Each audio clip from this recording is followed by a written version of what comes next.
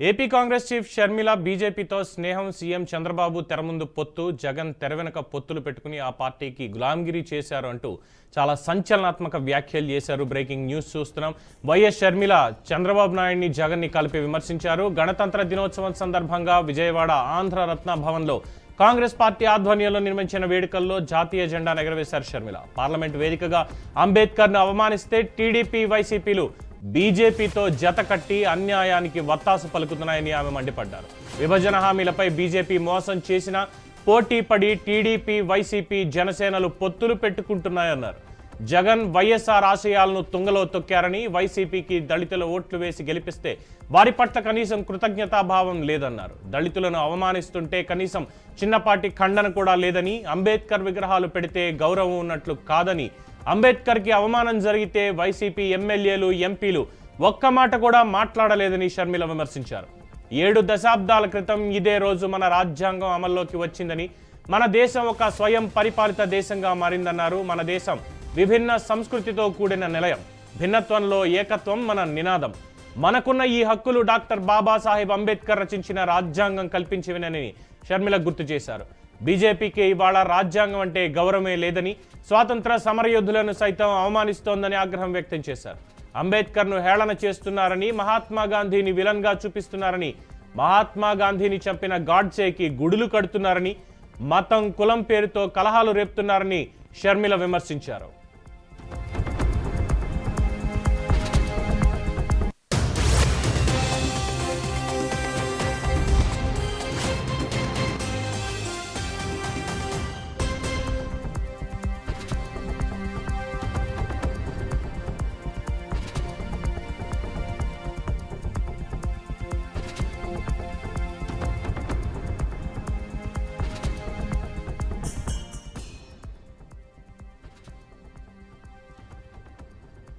ఇక షర్మిల వ్యాఖ్యలకు సంబంధించి మరింత పూర్తి సమాచారం మా ప్రతినిధి సాంబశివరావు అందిస్తారు. సాంబశివరావు, మొత్తంగా చూసుకోవచ్చు, విజయవాడ ఆంధ్రరత్న భవన్లో గణతంత్ర దినోత్సవ వేడుకలలో జాతీయ జెండా ఎగరవేసినటువంటి AP Congress chief YS Sharmila తీవ్ర వ్యాఖ్యలు అయితే చేశారని చెప్పుకోవాలి. మొత్తంగా ఒక పక్క తెర ముందు చంద్రబాబు పొత్తు పెట్టుకుంటే, జగన్ మాత్రం తన వెనక పొత్తులు పెట్టుకొని ఆ పార్టీకి గులాంగిరి చేశారని చెప్పేసి కూడా వైఎస్ షర్మిల విమర్శించారు. గణతంత్ర దినోత్సవం సందర్భంగా విజయవాడ ఆంధ్రరత్న భవన్లో కాంగ్రెస్ పార్టీ ఆధ్వర్యంలో వేడుకల్లో జాతీయ జెండా ఎగరవేసిన పార్లమెంట్ వేదిక అంబేద్కర్ ను అవమానిస్తే కనీసం టీడీపీ, వైసీపీ, బీజేపీతో జత కట్టి అన్యాయానికి వత్తాసు పలుస్తున్నాయి తప్ప ఎక్కడ కూడా వాళ్ళు కనీసం ఖండించట్లేదని చెప్పేసి కూడా మండిపడ్డారు. విభజన హామీలపై బీజేపీ మోసం చేసినా కూడా పోటీపడి మరి టీడీపీ, వైసీపీ, జనసేన పొత్తులు పెట్టుకుంటున్నారని చెప్పేసి కూడా షర్మిల చెప్పడం జరిగింది. జగన్ వైఎస్ఆర్ ఆశయాలను తొంగలో తొక్కారని చెప్పారు. జగన్ ఆశయాలు కూడా ఎక్కడ రోజు వైసీపీకి అంతమంది అభిమానులు ఉన్నారంటే అది వైఎస్ రాజశేఖర రెడ్డి పుణ్యం. అది అట్లాంటిది ఆయన ఆశయాలతో ప్రజలు ఓట్లేస్తే కనీసం